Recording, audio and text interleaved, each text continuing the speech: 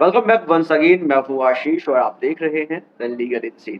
अगर सपोज करो कि पत्नी ने सास ससुर को डिस्टर्ब किया है, पत्नी ने सास ससुर को हैरेस किया है, पत्नी की वजह से सास ससुर अपनी पीसफुल लाइफ को एंजॉय नहीं कर पा रहे हैं, पत्नी उनको मेंटली डिस्टर्ब कर रही है, फिजिकली टॉर्चर कर रही है, उनके साथ इल ट्रीटमेंट कर रही है, इकोनॉमिकली उनका एक्सप्लॉयटेशन किया जा रहा है, तो इस पर्टिकुलर सिचुएशन में उनका क्या क्या ऐसा कोई लॉ नहीं है जिससे उनके अधिकारों को भी प्रोटेक्ट किया जा सके?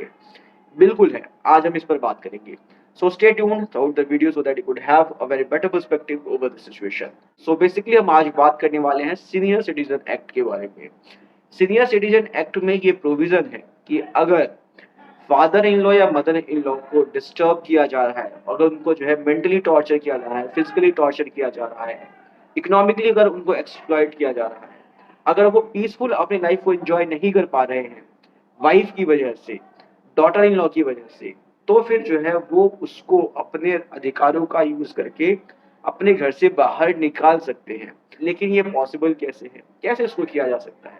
इस पर दिल्ली हाई कोर्ट का एक जजमेंट आया था 2024 में। इस जजमेंट को हम समझेंगे और देखेंगे कि इस जजमेंट में दिल्ली हाई कोर्ट ने क्या कहा, किस तरह से एक बूढ़े सास ससुर सीनियर सिटीजन एक्ट को यूज करके अपनी डॉटर इन लॉ को घर से बाहर निकाल सकते हैं। सो बेसिकली ये जो केस है, इसका नाम है Pooja Mehta versus state of NCT of Delhi. इस पर्टिकुलर केस में दिल्ली हाई कोर्ट ने ये जजमेंट दिया कि अगर डॉटर इन लॉ की वजह से, अगर फादर इन लॉ और मदर इन लॉ मतलब कि सास ससुर अगर अपनी पीसफुल लाइफ को एंजॉय नहीं कर पा रहे हैं, अगर वो बूढ़े हो गए हैं और वो डिस्टर्ब्ड हैं डॉटर इन लॉ की वजह से, तो इस परिस्थिति में वो सीनियर सिटीजन एक्ट के तहत डॉटर इन लॉ को अपने घर से बाहर निकाल सकते हैं। इस पूरे केस में क्या हुआ था, सबसे पहले ये समझते हैं। जब पति और पत्नी की शादी हुई, उसके बाद पत्नी ने जो है फादर इन लॉ और मदर इन लॉ मतलब कि अपने सास और ससुर को जो है मेंटली फिजिकली हैरेस करना शुरू कर दिया, उनको परेशान करना शुरू कर दिया, उनके साथ दुर्व्यवहार करना शुरू कर दिया। जिस मकान में वो रहते थे वो मकान भी उन्हीं का था, लेकिन पत्नी ने डोमेस्टिक वायलेंस एक्ट में एक एप्लीकेशन लगाई और उस घर में अपने रेजिडेंस के राइट को क्लेम किया। फिर इसके बाद सास ससुर ने सीनियर सिटीजन एक्ट के तहत एक पिटीशन फाइल की सब डिविजनल मजिस्ट्रेट के पास, जिसके तहत उन्होंने एसडीएम से अनुरोध किया कि वो अपनी डॉटर इन लॉ को मतलब कि अपनी बहू को वो अपने घर से बाहर निकालना चाहते हैं, क्योंकि डॉटर इन लॉ ने उनके साथ बहुत ही दुर्व्यवहार किया है, उनको फिजिकली और मेंटली हैरेस किया है, उनको इकोनॉमिकली बहुत ज्यादा एक्सप्लॉइट किया है। और इसके एविडेंसेस जो है उन्होंने कोर्ट में रखे। एसडीएम की कोर्ट ने उस पिटीशन को ग्रांट कर दिया और डॉटर इन लोग को उस घर से एविक्ट करने का ऑर्डर पास कर दिया, मतलब कि वहां से बाहर निकालने का ऑर्डर पास कर दिया। डॉटर इन लॉ ने इस ऑर्डर को अपीलेट कोर्ट में चैलेंज किया, लेकिन अपीलेट कोर्ट ने इस अपील को डिसमिस कर दिया, खारिज कर दिया। इसके बाद फिर डॉटर इन लॉ ने दिल्ली हाई कोर्ट में अप्रोच किया और दिल्ली हाई कोर्ट में एक पिटीशन फाइल की।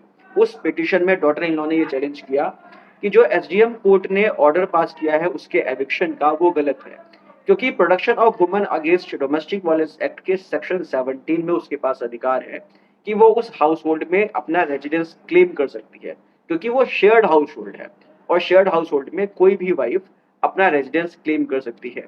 सो बेसिकली अब यहाँ पर दिल्ली हाई कोर्ट ने क्या कहा, ये समझने वाली बात है, बहुत ही इंपॉर्टेंट चीज है ये। यहाँ पर दिल्ली हाई कोर्ट ने 3 इंपॉर्टेंट पॉइंट्स बताए। ये तीनों पॉइंट्स बहुत ही ज्यादा इंपॉर्टेंट है, इसको ध्यान से सुनो। पहले पॉइंट में दिल्ली हाई कोर्ट ने कहा कि जो राइट टू रेजिडेंस का राइट है वाइफ का, मतलब कि जो बहू का राइट टू रेजिडेंस का जो राइट है, वो एब्सोल्यूट राइट नहीं है। अगर सास ससुर और बहू के बीच में किसी प्रॉपर्टी को लेकर झगड़ा है रहने के लिए, और वो प्रॉपर्टी अगर सास ससुर की है, तो यहाँ पर वाइफ के पास ये एब्सोल्यूट राइट नहीं है कि वो उस प्रॉपर्टी में रेजिडेंस राइट को क्लेम करे। मतलब कि यहाँ पर हाई कोर्ट ने ये साफ साफ क्लियर किया कि अगर प्रॉपर्टी सास ससुर के नाम पर है, तो यहाँ पर बहू जो है उसमें रहने के लिए अपने राइट को क्लेम नहीं कर सकती है। तो अगर वो क्लेम करती है तो उसको रिजेक्ट भी किया जा सकता है। ये पहला पॉइंट दिल्ली हाई कोर्ट ने बताया। इसके बाद अपने दूसरे पॉइंट में दिल्ली हाई कोर्ट ने कहा कि अगर प्रॉपर्टी सास ससुर के नाम पर है और वो वहां पर पीसफुली रह रहे हैं, अगर वो वहां पर अपनी लाइफ को एंजॉय कर रहे हैं पीसफुल तरीके से, तो इस पर्टिकुलर सिचुएशन में अगर वाइफ वहां पर अपने रेजिडेंस को क्लेम करती है जिसकी वजह से उनकी पीसफुल लाइफ डिस्टर्ब हो रही है, तो इस पर्टिकुलर सिचुएशन में डॉटर इन लॉ के राइट टू रिसाइड को रिजेक्ट किया जा सकता है।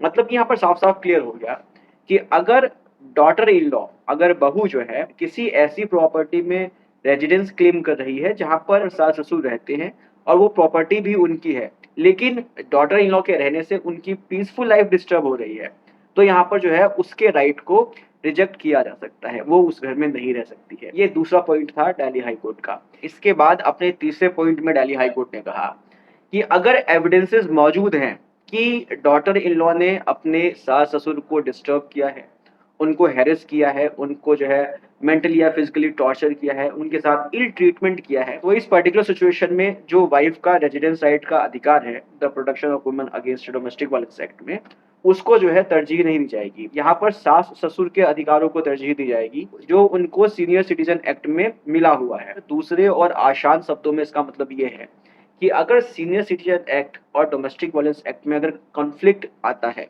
अगर कहीं कॉन्फ्लिक्ट होता है, तो यहाँ पर सीनियर सिटीजन एक्ट को पहले प्रायोरिटी दी जाएगी, उसके बाद जो है डोमेस्टिक वायलेंस एक्ट को प्रायोरिटी दी जाएगी। मतलब कि पहले जो है, जो सीनियर सिटीजन्स हैं, जो माँ-बाप हैं, जो सास-ससुर हैं, उनके अधिकारों को पहले इम्पोर्टेंस मिलेगा, ना कि बहू के अधिकारों को। तो इस तरह से बेसिकली दिल्ली हाई कोर्ट ने सास-ससुर के अधिकारों को प्रोटेक्ट किया और बहू को बाहर का रास्ता दिखा दिया। लेकिन यहाँ पर एक बात और समझना है, यहाँ पर ऐसा नहीं है कि बहू को बाहर निकाल दिया तो उसका जो है कोई राइट नहीं है। यहाँ पर दिल्ली हाई कोर्ट ने पति को ऑर्डर दिया कि वो पत्नी को किसी दूसरे रेंटेड अकोमोडेशन में रखेगा और उसका जो है खर्चा पति उठाएगा। समथिंग 75,000 पर मंथ जो है पति अपने पत्नी को देगा। सो ये था बेसिकली पूरा मामला, जिसमें दिल्ली हाई कोर्ट ने ये क्लियर किया कि बहू जो है अपने सास-ससुर को डिस्टर्ब नहीं कर सकती है, उनको हैरेस नहीं कर सकती, उनको परेशान नहीं कर सकती है। अगर वो ऐसा करती है तो उसको जो है बाहर का रास्ता दिखाया जा सकता है। अगर आपके केस में भी ऐसी सिचुएशन है, तो आप भी इस जजमेंट का फ़ायदा उठा सकते हो। उम्मीद करता हूँ कि वीडियो इन्फॉर्मेटिव लगी होगी। अगर इन्फॉर्मेटिव लगी है तो उसको शेयर कीजिए। मिलते हैं नेक्स्ट वीडियो में। Take care, bye bye.